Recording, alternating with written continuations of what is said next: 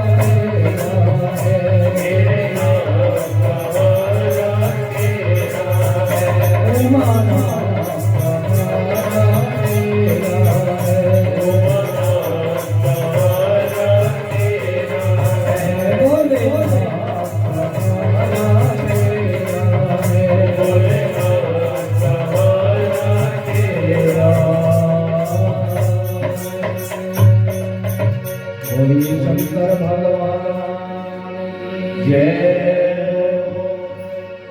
आइए आइए कथा सत्र में प्रवेश करें। श्री प्रयागराज में त्रिवेणी संगम के ऊपर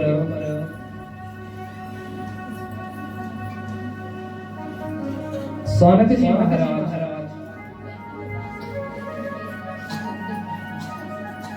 सौनक जी श्री सूत जी के मुखारबिंद से कथा सुन रहे हैं। और कल एक दृष्टांत मैं शिव पुराण का दिया, एक ब्राह्मण की कथा सुनाई।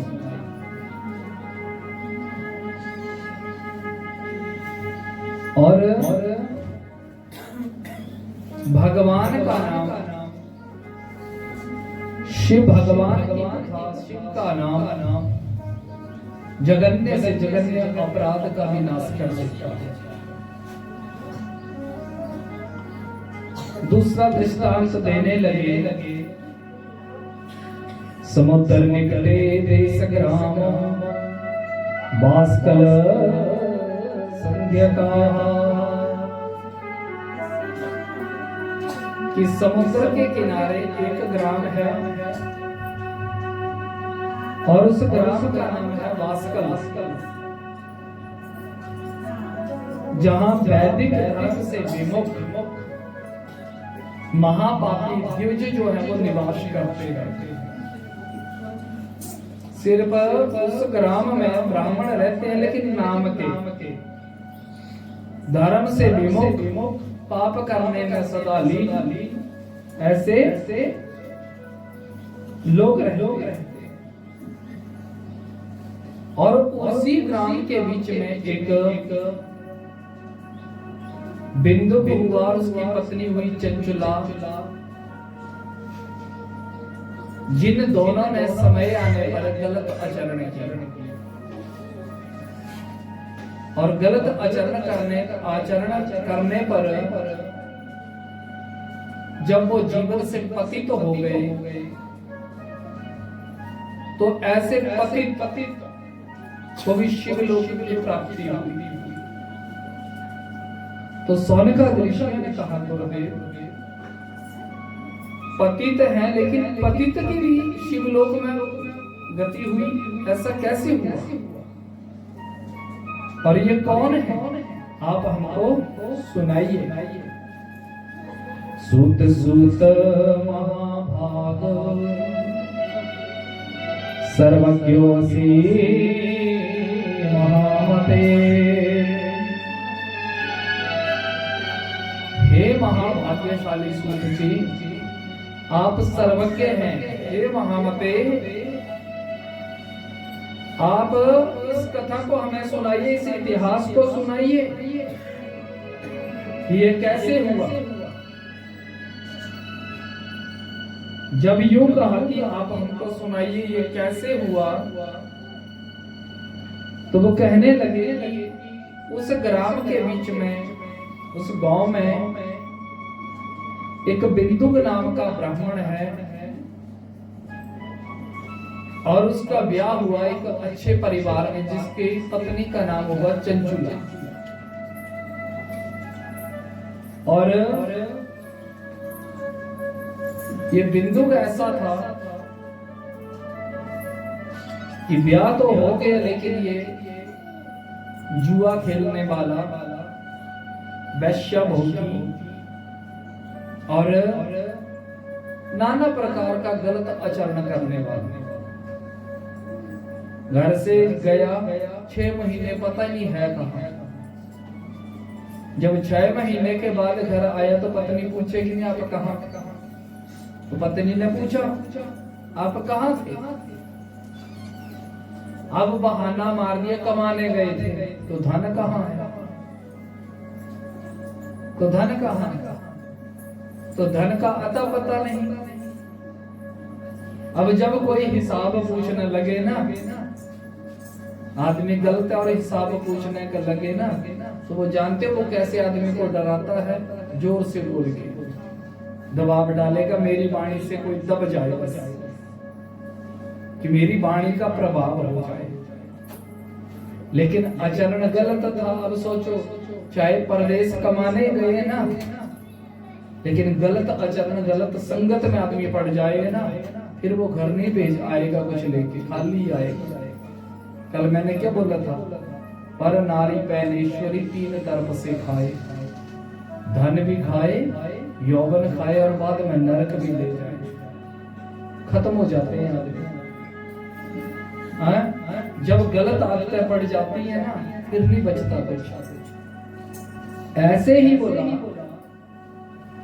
ये ऐसा वैश्य भोगी था, अब उसको क्या पता बेचारे को ये क्या करता है।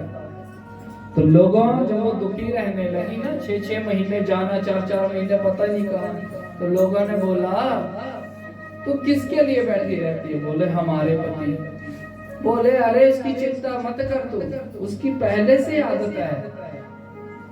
कईयों ने बता दिया वो स्त्री लंपट है, कईयों ने बोला वो जुआ खेलता है, कईयों ने बोला मदिरा पान करता है, ऐसे कई कुछ बताया। अब वो दुखी रहने लगे। समय बीता, एक दिन जब वो घर आए तो चंचला ने पूछ लिया कि आप ऐसी बातें करते हैं? तो अरे में से वैश्य दुष्टा कि आप वैश्यों का संग करते हैं। स्मरबाणम प्रपीड़िता, आपको ये पता नहीं आपका अपना परिवार है और आप गलत को संग में फंसे हुए हैं। तो उसने अपनी वाणी से क्या दबाया कि बकवास मत कर, बाचालम, बकवास मत कर, मैं जो करता हूं कर दूं, तू मेरे काम में टांग नहीं अड़ाएगी। और सुन, तुझे जो करना है तो कर, मैं तुझे भी कभी नहीं पूछने वाला। और वो कहने लगी कि देखो ये वैश्य शब्द अच्छी बात थोड़ी है, आप पर स्त्रियों का गमन करते हैं। वो कहता है कि अगर मैं करता तो तू भी पर पुरुषों का गमन कर, मुझे कोई दिक्कत नहीं है। और इस प्रकार बोलते बोलते देखो उसने क्या किया कि अपनी पत्नी को भी सुदलदल गंदगी में धकेल दिया। एक दिन क्या हुआ, जारे संगता रात्रौ हरे में पापे गुप्तता। एक दिन वो अपने घर आ रहा था, उसने देखा रात को कि उसके घर से कोई पुरुष भाग के गया। घर आया तो पत्नी को बोला मुष्टि बंधने, यानी मुष्टिका से हाथ से मारा। और पत्नी को जब मार रहा है ना, तो वो अरे दुष्टे, तू परपुरुषों का संग करती है। पत्नी ने क्या जवाब दिया, आप नहीं करते। अब क्या जवाब करेगा, आप नहीं करते। तो वो देखो चुप होने की बजाय पता क्या बोला, अरे दुष्टे, अगर मैं पर स्त्रियों का गमन करता हूं तो मैं धन लुटाता हूं, तो तू भी तो धन कमाती होगी, तो धन कहां रखा है? सुन, जैसे मैं पर स्त्रियों के ऊपर धन लुटाता हूं ना, तो तू ऐसा कर, हितम बक्ष्यामि तस्माते शृणु कांतिम भयम त्यजः। तो तू भी धन कमा, और वो धन नहीं देते तो भय दिखा। भय यानी ब्लैकमेलिंग, भय से तू धन, उनको भय दिखा और फिर भय के कारण वो तुझे धन भी देंगे। ऐसा कहते हुए देखो वो भाग गया फिर घर से। चंचुला अब सोचने लगी कि अरे मेरा पति जब मुझे मारा तो कहता था कि तू पाप कर रही है। देखो गलत आदमी को भी पता होता है कि ये गलत है, चोर को पता नहीं होता मैं चोरी कर रहा हूं। बोलो, चोर को पता होता है मैं चोरी कर रहा हूं। पनिहाड़ा में भी हुई चोरी ना पीछे, मुझे बड़ा दुख हुआ, लेकिन दुख तो ये तो बेवकूफी भी अपनी हो गई ना थोड़ा। नहीं ओए माता जी बैठे इधर नहीं, एक कुकर चंद गहने साहब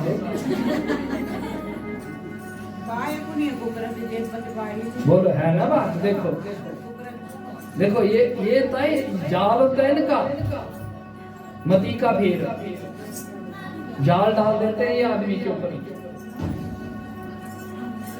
है ना। ऐसा नहीं है कि ये ऐसा किसी के साथ भी हो सकता है। इसलिए देखो कहा कि चोर को भी पता ये चोरी है, गलत है, मैं कर रहा हूं, लेकिन फिर भी वो पाप करते हैं ना। तो चंचला ने सोच लिया कि मैंने पाप कर दिया, अपना जीवन खराब कर दिया। अब वो इसी चीज को मन में लेकर के रोज जीने लगी। पाप सब तो छूट गया, लेकिन अब जो गंदगी खाई वो तो अंदर अंदर रोज चलती थी। ऐसे ही जीवन बीत गया। और कुछ दिन के बाद क्या हुआ, कुछ वर्षों के बाद उसका जो पति था बिंदुग, उसकी मृत्यु हो गई। वैधव्य दोष लग गया। वैधव्य दोष लगने के कारण अब वो उस दोष में रहने लगी। समय बीत गया।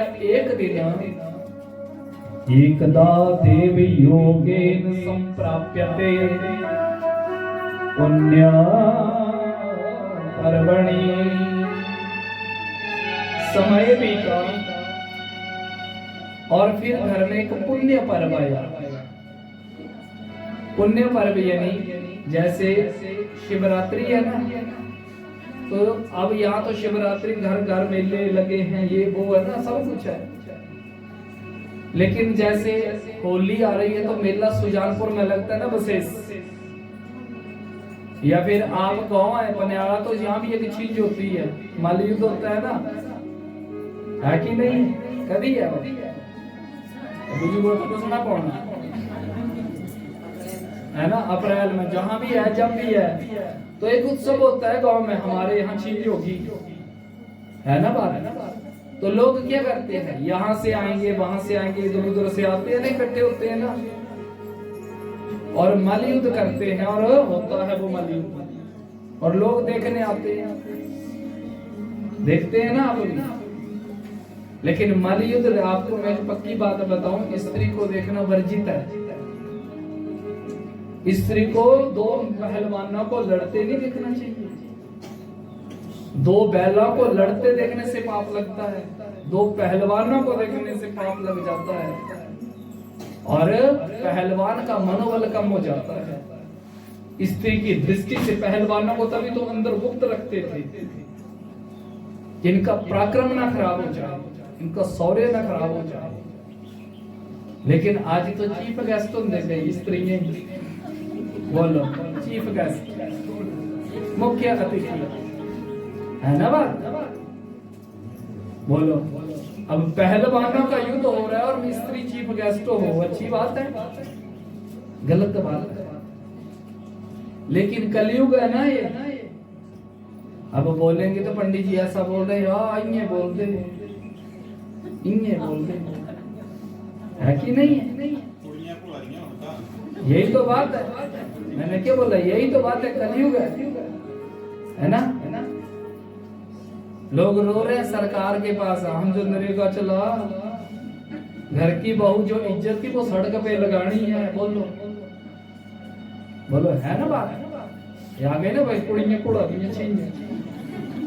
बोलो, तूड़ी खाई ने काढ़नी पटुंदे करी, स्वा खा के नहीं। अब चलो ये जमाना कुछ और हो गया, लेकिन जिस चीज की शास्त्र मनाही करता है वही तो अधर्म है। वेद जिस काम की आज्ञा करता है वो धर्म है, और वेद जिस काम की मनाही करता है वो अधर्म है। इसलिए देखो, जीवन के बीच में धन कमाने की उम्र है, और खाओ भी वो जो जिसमें मेहनत हो, सात्विक हो। पाप से पेट नहीं भरे जाते, चोरी करके नहीं घर चलाए जाते, छल करके नहीं, किसी को ठग करके नहीं, किसी को लूट करके नहीं अपना घर चलाए जाते। ये सोचो चला रहे हैं तो वो हम अपने परिवार को विष दे रहे हैं, जहर है वो। कथा सत्संग क्या बोलता है, कम कमाओ, अच्छा कमाओ और सात्विक खिलाओ, ताकि बुद्धि अच्छी बनी रहे परिवार की। जब हम लोग अधर्म रूपी धन से अपना परिवार चला रहे हैं ना, तो बुद्धि अपने आप ही खराब हो जाएगी परिवार की। इसलिए ये जो धर्म, ये कथा सत्संग क्या है, यही तो है वो चीज है कि हम कहाँ हैं, हम कहाँ स्टैंड करते हैं, हमें कहाँ रहना है। ऐसे ही बोला, जैसे ही वो पर्व आया, सनारी बंधु साधु गोकर्ण क्षेत्रमयी तो उस गांव के जो लोग थे, नारी बंधु जो थे, वो सब पर्व के लिए वहां गए। और जब पर्व के लिए गए तो क्या हुआ, वहां जाकर के सब उस पर्व के मेले को सब देखने लगे, यत्र तत्र वहां घूमने लगे और घूमते और घुमाते वो एक ऐसे स्थान के ऊपर गए, दोपहर का समय हो गया, तो वो एक देवालय के बीच में आराम करने के लिए बैठे। जैसे ही वो देवालय के बीच में आराम करने के लिए बैठे तो क्या हुआ, वहां पर शिव महापुराण की कथा चल रही है।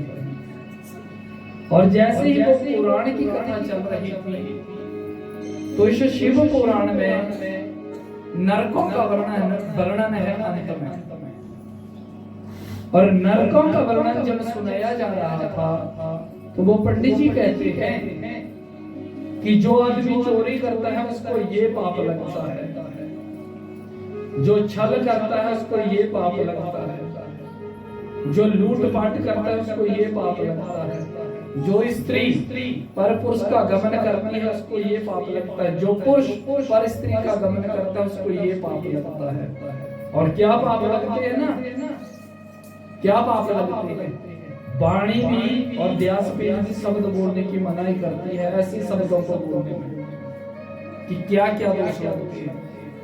समझे ना बात, कई बार होगा ना वो चीज घटित हो गई होती है जीवन में और ठेस लगती है कि हमने ऐसा किया होगा, ऐसे ऐसे दोष लग जाते हैं पर स्त्री गमन करने पर और पर पुरुष गमन करने पर, दाम्पत्य जीवन बिगड़ जाते हैं, परिवार में ऐसा हो जाता है, कई कुछ तरीका है। लेकिन बाण शब्दों की मर्यादा है, कुछ बोल नहीं सकते इस बारे में। तो जब चंचला ने इस बात को सुना तो चंचला व्याकुल हो गई। और व्याकुल क्यों हुई, बोला व्याकुल इसलिए हुई कि मैंने अपने जीवन को पथभ्रष्ट किया है, तो मुझे मेरी ऐसे गति होगी, मुझे ऐसे नरकों में जाना पड़ेगा। जब ये सोच लिया कि मुझे ऐसे नरकों में जाना पड़ेगा तो पंडित जी जब कथा संपन्न करके अपने विराम कक्ष में गए ना, जहां आराम करते थे, तो वो चंचला वृद्ध माता पीछे पीछे चली गई। और जैसे ही गई तो वहां पर चंचला जो थी वो पंडित जी को प्रणाम करके कहने लगी, हे विप्र, आज मैं बड़ी भारी दुखी हूं। क्या हुआ माता? बोला किं करोमि क्व गच्छामि, किं करोमि क्व गच्छामि, तं वा शरणम् आश्रये। मैं इतनी दुखी हूं, मैं इतनी परेशान हूं, मैं किसकी शरण में जाऊं, मैं कहां जाऊं, आप मुझे ये बताइए। अरे माता हुआ क्या, बोलो तो सही। बोले पंडित जी, ये जो आपने नरक बताए ना बाहर, तो पापों को आपने बताया कि ये पाप करने से ये नरक मिलेगा, तो उसने देखो अपने पाप को ही प्रकट कर दिया कि मेरे से ये पाप हुआ था तो मेरी अधोगति होगी, मुझे नरक में जाना पड़ेगा। बोले माता, पाप जो है वो करना आसान है, पाप जो है वो करना आसान है, लेकिन पाप से निवृत्त होना मुश्किल है। कुत्ता होता है ना, कुत्ता घर में पालते हैं ना, कुत्ता कई मालिकों को लगता है कि ये बड़ा भारी ब्रांडेड है, होते हैं ना ब्रांडेड जातियां है ना कुत्तों की, लेकिन है तो नस्ल जाति क्या उसकी। बोलो, कोई कुछ बोलता है, कोई कुछ बोलता है, लेकिन है क्या वो, कुत्ता ही नहीं है। अब बोलते हैं ना जैसे कोई पात्र रखा है ना बाहर, कुत्ता यार, कुत्ते ने मुंह मार दिया उस पात्र में, तो हम क्या बोलते हैं कि कुत्ते ने मुंह डाल दिया। अब कुत्ते ने जब मुंह डाल दिया तो वो पात्र जो था वो दूषित हो गया, खराब हो गया ना। तो हम लोग उसको कैसे पवित्र करते हैं? हम उस पात्र को कैसे पवित्र करते हैं? धो करके, मांज के, यही है ना तरीका। लेकिन कुत्ते का सूंग का या बर्तन पता कितना अपवित्र होता है? क्यों? क्योंकि चंडाल है कुत्ता, और चंडाल के द्वारा जिस चीज को मार दिया जाए उसकी शुद्धि ऐसे नहीं होती, मिट्टी भी नहीं करती। बोले तो बोलिए शंकर भगवान की जय हो। अगर किसी पात्र को चील और कुत्ता मुंह मार देना, चील और कुत्ता, तो उस पात्र को पता कितनी अपवित्रता लगती है? बोले उस पात्र को पहले आग में तपाया जाता है, समझे ना बात? और तपाने के बाद जो घोड़ा होता है ना, घोड़ा, उसकी सांस दी जाती, उसको सुंघाया जाता है वो पात्र, तब मिट्टी से उसको साफ किया जाता है, तब शुद्धि है पात्र। इतनी दूषित आ जाती है कुत्ते के मुंह मारने से, इतनी अशुद्धि है वो। शुभ कार्य कर रहे हैं, उठ के गए, बाहर कुत्ता दिख गया, सारा काम विफल हो गया। चंडाल योनि है ये। सोचो कुत्ते का मुंह मारने से ही होता है। तो सोचो जब हम पाप करते हैं तो उसकी निवृत्ति क्या है? पाप करना आसान है, कार्य करना आसान है, लेकिन कार्य की निवृत्ति बड़ी मुश्किल है। इसलिए देखो श्री सूत जी महाराज कहते हैं कि पंडित जी के पास अब रोने लगी, क्या करूं मैं, किम करोमि को गच्छामि, कम बा शरण आश्रय, मैं किसकी शरण में जाऊं? तो पंडित जी ने एक ही बात बोली, मां संसार में आपके दुख का समन और पाप का समन कोई नहीं कर सकता, सिर्फ एक चीज के अलावा। बोले क्या? वो है शिव नाम। शंकर जी के पास समर्थ था और शंकर भगवान के नाम में समर्थ है, बाकी किसी नाम में समर्थ नहीं है कि जो हमारे पापों का नाश कर जाए। शिव नाम वो नाम। बोले अच्छा, बोले हाँ भैया, इसलिए तो शिव की नाम सुनो, शिव की कथा सुनो, शिव का नाम सुनो, जितना सुनो उतना कल्याण होगा। मुनिवर, हे पंडित जी मुझे वो नाम सुनाइए, वो नाम आप मुझे नाम सुनाइए। तो पंडित जी कहने लगे, माता एक बात बोल, आज कथा विराम हो गई, अब तो कथा संपन्न हो गई, और मां दोबारा कभी जीवन में मौका मिलेगा तो आपको मैं जरूर बुला लूंगा। नहीं पंडित जी, आप ही मेरी माता, आप ही मेरे पिता हैं। त्वमेव मे गुरु ब्रह्मा त्वम माता त्वम पिता असि च। आप ही मेरी माँ है, आप ही मेरे पिता है, आप ही मेरे गुरु हैं। आप मेरे लिए कृपा करें। उद्धारो उदारमादीनां त्वमेव शरणं गताः। आप मेरा उद्धार करें, मेरा कल्याण करें। मुनिवर, हे पंडित जी आप मेरा कल्याण करें। और देखो भगवान भोलेनाथ की ऐसी कृपा हुई कि पंडित जी को उस माता के ऊपर दया आ गई। बोला माता तो ठीक है, अगर ऐसी बात है तो सुनो। शिवा अनुग्रता सर्व पापम सद्यो विनाश्यति। माता आपका आधा पाप तो जल गया। बोले कब? बोले जिस नाम को सुन करके आपने अपना पाप प्रकट कर दिया। पाप जब बोलो प्लास्टिक है ना, एक गंदगी को साफ करना है तो मिट्टी का गड्ढा करो और उसमें दबा दो, खत्म हो गई ना गंदगी। लेकिन 100 साल बाद भी उठा निकालोगे ना तो वो वैसा ही निकलेगा बाहर। पाप ऐसी चीज है। ये प्लास्टिक की तरह है। जैसे 100 साल के बाद मिट्टी में खुदाई करोगे ना दोबारा, तो वो प्लास्टिक बाहर आएगा, वैसे का वैसा ही आएगा ना। पाप भी वैसा ही होता है। इसको आप हम लोग दबा देते हैं ना, लेकिन ये दबता नहीं है, ये और फैलता है अंदर अंदर। पाप की निवृत्ति जब तक ना हो, पाप तब तक दुख लेता है। इसलिए माता सुनो, आपका पाप प्रकट कब हुआ? जब शिव नाम से मानो खुदाई हुई। जब शिव भगवान का नाम आपने सुना, तो आपके अंदर वो वैराग उत्पन्न हो गया। और जैसे ही वैराग उत्पन्न हुआ, तो आपने वो आकर के मेरे से पाप बोलो। नहीं तो दुनिया पुण्य बताती है अपने, हमने ये किया, हमने वो किया, हमने वो किया। कभी बोला किसी ने मैंने चोरी की, मैंने ये किया? ये नहीं बोलता कोई। क्यों? क्योंकि पाप हम छुपाते हैं, और जितना छुपाएंगे वो उतना बढ़ता है। ऐसे ही कहा माता सुनो, आधा पाप तो आपका प्रकट करने से जल गया, क्योंकि आपका जो पाप प्रकट हुआ वो शिव नाम से हुआ। लेकिन सुनो, बाकी जिस पाप की आप बात करते हैं उसकी निवृत्ति शिव नाम से है। लेकिन सुनो माता, एक बात बोलो, जब आप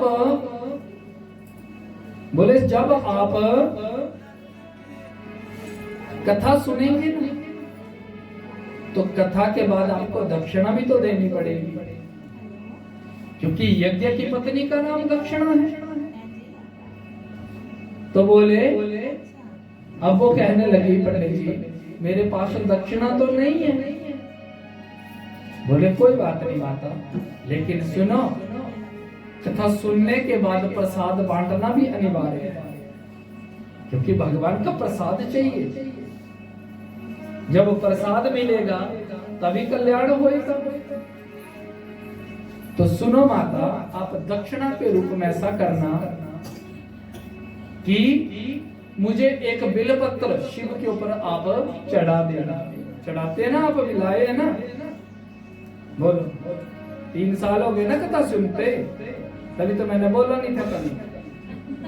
मैंने बोला चलो कल चेक करेंगे, फिर चल के, है ना? लोग बोलते बार बार हर साल ही सुन ली, हर साल क्या नहीं पढ़े फिर, समझे ना बात? देखो, भगवान के नाम में शिव कथा में जब आना है तो अपने साथ बिलपत्र लाना है, और शिव भगवान के ऊपर वो चढ़ाना है। ठीक है? ये पोथी है ना भगवान की, इसके ऊपर रखना है। जब जाना है तो आपको देते थे ना बिलपत्र, तो कल नहीं आपने बोला कि पंडित जी बिलपत्र नहीं दिया आपने? हाँ? मुझे पता होता तो मैं साथ ही लाता, है ना बात? तो बिलपत्र लाना है और वही प्रसाद के रूप में खाना है। बताया था ना आपने? यही है शिव भगवान का प्रसाद। और ये अंतःकरण के पापों का, बीमारियों का शमन कर देता है। और माता जब आप आए तो बोला बिलपत्र चढ़ाना है, और जब कथा समाप्त होगी ना, तो वही बिलपत्र मैं आपको प्रसाद के रूप में दे दिया करूंगा। आपकी कथा भी हो गई और आपको प्रसाद भी मिल गया, हमारी दक्षिणा भी हो गई। बोले, लेकिन सुनो माता, अगर आपके पास बिलपत्र नहीं होगा ना, कोई बात नहीं। यहाँ पास बोला एक शिवालय है, वहां लोग बिलपत्र चढ़ाते हैं। अगर तुम्हें नहीं मिलेगा ना, कोई बात नहीं, जो चढ़ा है उसी को धो करके दोबारा चढ़ा देना। बिलपत्र कभी बासा नहीं होता, बिलपत्र कभी बासा नहीं होता है। लेकिन ये बात तब है जब अभाव है। आपने चढ़ाना है, मंदिर गए, बिलपत्र नहीं मिल रहा है, चढ़ा है ना, उसी को धो के दोबारा चढ़ा दो। लेकिन ये तब है जब आपके पास नहीं है। और कामचोर बन के गए ना, कि पंडित जी बोल के गए हैं भाई मिल जाएगा, भाई धोखे हो जाएगा काम, वो काम चोरी है। समझे ना बात? तो काम चोर नहीं बनना है भगवान के काम में, सिर्फ ये सोचना कि महादेव आपने हमारे ऊपर कृपा की है।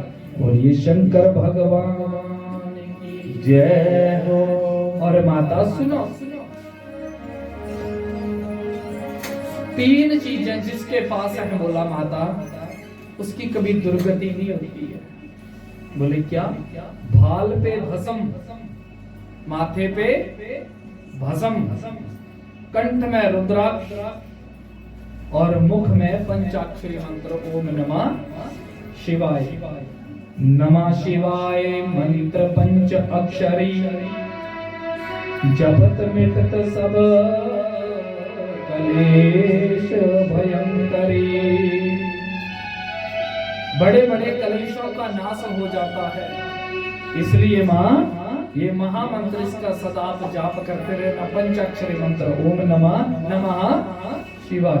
नमः शिवाय ओम नमः शिवाय, नमः शिवाय ओम नमः शिवाय, नमः शिवाय ओम नमः शिवाय, नमः शिवाय ओम नमः शिवाय, नमः शिवाय ओम नमः शिवाय, नमः शिवाय ओम नमः शिवाय, नमः शिवाय ओम नमः शिवाय, नमः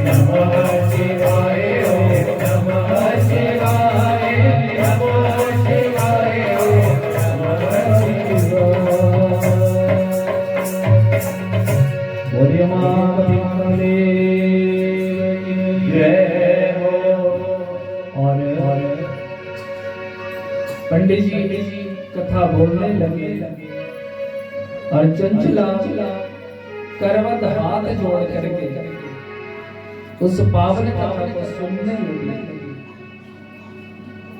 और बोला स्नानत्वा तीर्थ जले नित्यम जटावल्कल धारणी। कहते हैं कि प्रतिदिन वो भगवान का नाम सुनने लगी। सुनने के बाद जब कथा संपन्न हो गई, पंडित जी कथा विराम करके अपने स्वस्थान को भी चले गए। तो चंचला ने एक नियम रख लिया, गले में रुद्राक्ष धारण कर लिया, नित्य भगवान के नाम की भस्म माथे के ऊपर लगाती और मुख में ओम नमः या नमः शिवाय का वो जाप करती। कहते कि शंभू का ध्यान करते करते बहुत समय बीत गया और अथ कालेन पूर्णेन भक्ति तृप्तिस्मृताः। समय पूरा होने पर भक्ति ज्ञान और वैराग्य से इन तीन चीजों से युक्त हुई चंचला अपने शरीर को बिना किसी कष्ट के त्याग करती है।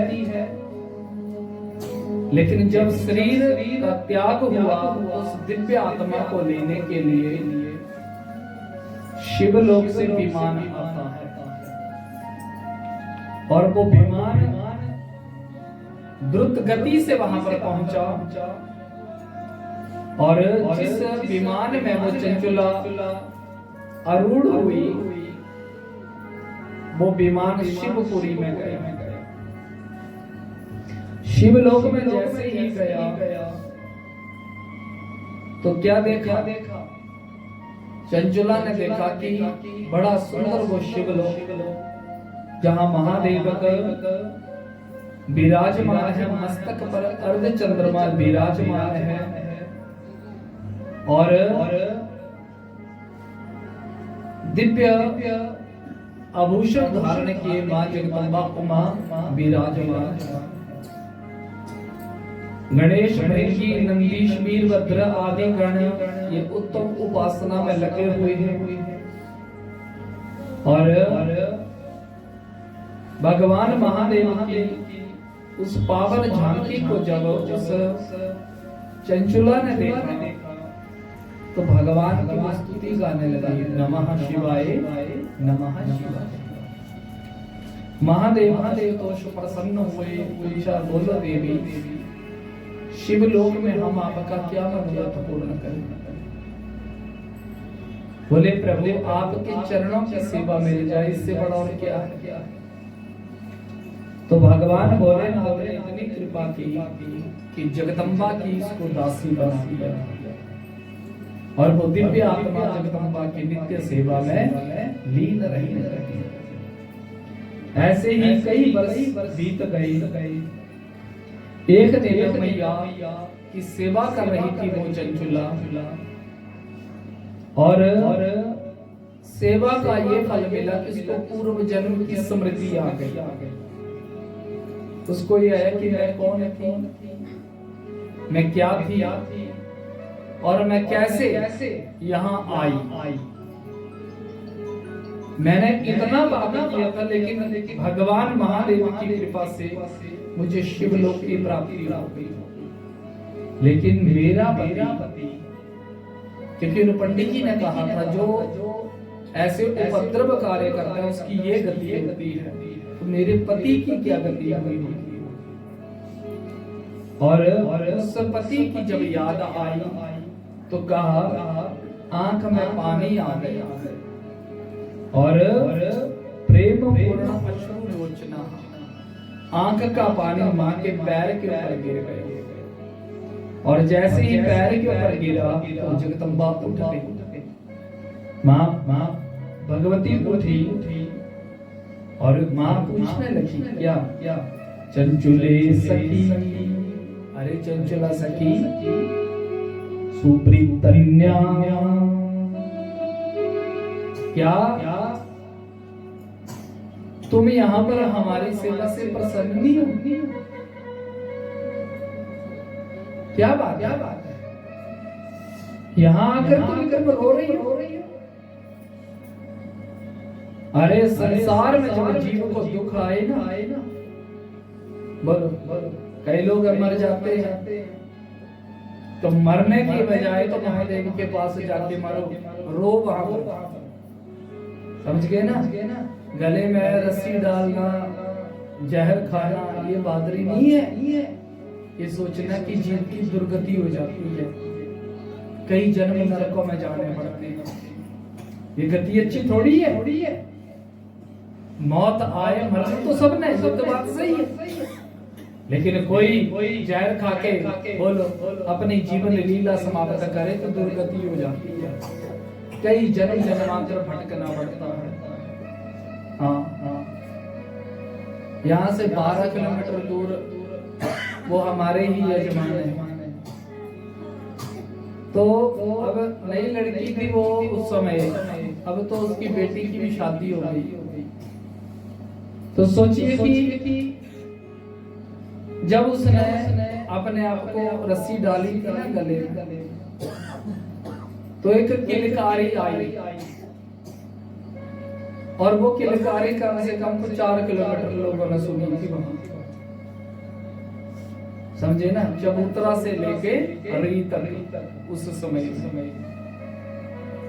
और वो फिर वो किलकारी कई दिन लगती रही, क्योंकि मरना आसान मानते हैं ना, लेकिन श्रुति और स्मृति रह जाती है पीछे। मरना ही है ना, तो फिर स्मृति को छोड़ दो, नहीं तो अंतमता सो गता, ये गति है ना फिर। तो जब हम मर ही रहे हैं तो फिर गति अपनी मति को भगवान में लगा दो, जब मर ही रहे हैं। लेकिन मरने से पहले भी अपने परिवार की याद आती है ना, फिर गति खराब हो जाती है। और ऐसा करो ही मत। क्यों? 3 कुलों का कलंक लग जाता है, माँ के कुल को, नाना नानी के कुल को, और पति के कुल को कलंक को लग जाते हैं। इतने कायर मत बनो कि हार गए, जीवन से थक गए तो मर के दिखाना है। मरना कोई बहादुरी नहीं है, बड़ा ही दुख है ना। तो महादेव के घर में बैठ जाओ, उनके पास रो, अपनी आंख का पानी चढ़ाओ, अपने आप दुख शांत हो जाए। लेकिन जीवन में ऐसा नहीं करना कि अपने गले में रस्सी डाल लेनी, दवाई खा लेनी। क्यों? जीवन है कि बार बार नहीं, बड़ा ही भारी दुख हो गया ना, बड़ा ही ज्यादा दुख हो गया। तो महादेव के पास मैं बोल रहा हूँ, देवालय में बैठो जाके, और वहां पर अपनी आंख से महादेव का अभिषेक कर दो, पाप का भी नाश होगा और दुख का भी शमन होगा। बोलिए शंकर भगवान। ऐसे ही कहा। क्या बात है? क्यों रो रही? बोले माँ आप इतनी दयालु, तथैव गुरु कल्याणी कृपया दीन वत्सले, महादेवी महेशानी भर्ता में वृक्ष मता पूर्वं मृता पापी न जाने काम गति। हे मैया, मेरे पति ने ऐसा पत्थर पे किए और वो पाप में डूबते डूबते ही उनकी मृत्यु हो गई। उनकी पता नहीं क्या गति हुई होगी। हे माँ, क्या आप मुझे बता सकती हैं मेरा पति कहाँ? बोले तुम क्या चाहते हो? बोले माँ, मुझे ये पता लगे कि सचमुच में वो ऐसे ही नरकों में लोग जाते हैं। बोले हाँ, नरक में ही गया है। बोले माँ कहाँ होगा? भगवती ने गणों को बुलाया और जो कहा जाओ पता करो इसका पति कहाँ है। जब गए तो जाकर के उन्होंने जब देखा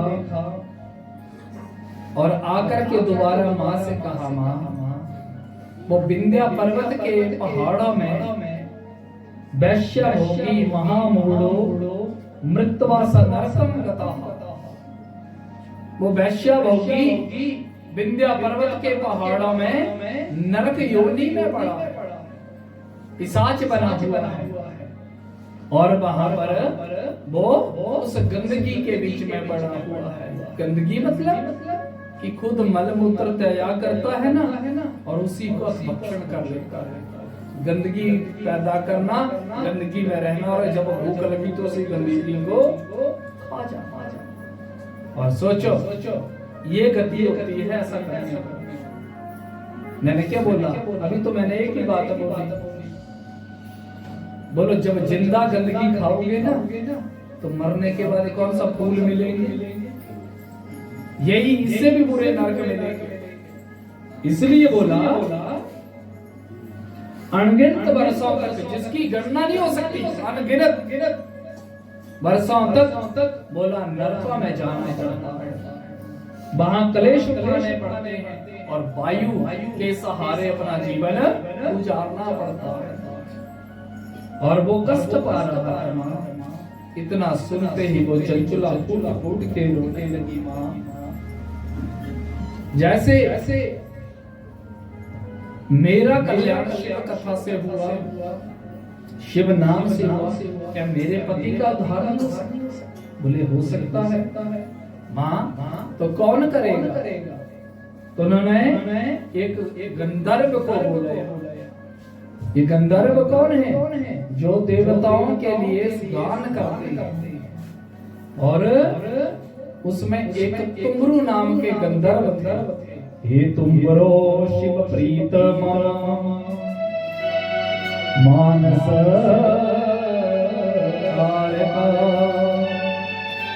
हे तुमरु, आप जाओ और जाकर के जो हम आपको कार्य बता रहे हैं, हमारे मन में सोचो इस कार्य को आप पूर्ण करें। तो क्या कार्य बताया? बोला जाओ और जाकर के उस पिशाच का उद्धार करो। कहा कि जैसे वो पिशाच का उद्धार करने के लिए तुमरु गंधर्व आए ना पर्वत पे, तो क्या देखा कि वो भारी दुष्ट आत्मा नरक आने बहुनी वो आत्मा घोर नरक में पड़ी हुई है। और उसकी निवृत्ति करने के लिए गंधर्व तुमरु ने जैसे शिव महिमा का गान किया ना, लेकिन वो क्या करता, कभी यहाँ बैठता, कभी वहां चला जाता, दूर चला जाता, कभी जोर जोर से हंसता, कभी जोर जोर से रोने लगता, कभी सिर को पहाड़ी पे मारता, कभी झाड़ी पे मारता, कभी अचेत हो जाता। ऐसी अवस्था जब देख ली तो उस गंधर्व को तुमरु गंधर्व जी ने क्या किया? अपने बल का प्रयोग किया, यानी मंत्र शक्ति का प्रयोग किया, और मंत्र शक्ति के द्वारा उसको बिठाया गया। और जब बिठाया गया तो वो धीरे धीरे कथा सुनना लगा। क्यों? क्योंकि जब हम लोग सुनते हैं ना कथा, तो थोड़ी देर वो सुनने वालों को बड़ी भारी हलचल होती है, बड़ी भारी हलचल होती है। और उस हलचल के कारण क्या होता है, फिर वो बैठ नहीं पाते। लेकिन जैसे जैसे भगवान का नाम चलता है ना, ये जैसे जैसे नाम रस प्रवाह किया जाता है ना, तो धीरे धीरे वो जीवात्मा अपने आप ही शांत होना शुरू हो जाती है। ऐसे ही बोला बल का प्रयोग किया, और फिर वहां पर उस पिशाच के लिए भगवान शंकर के नाम की महिमा सुनाई गई। अतो शिव पुराणस्य वाचनार्थम सातुमरो। तो बोले शिव पुराण की कथा हुई, और शिव पुराण की कथा के प्रभाव से वो गंधर्व तुमरु उस पिशाच का उद्धार करते हैं। और उद्धार करने पर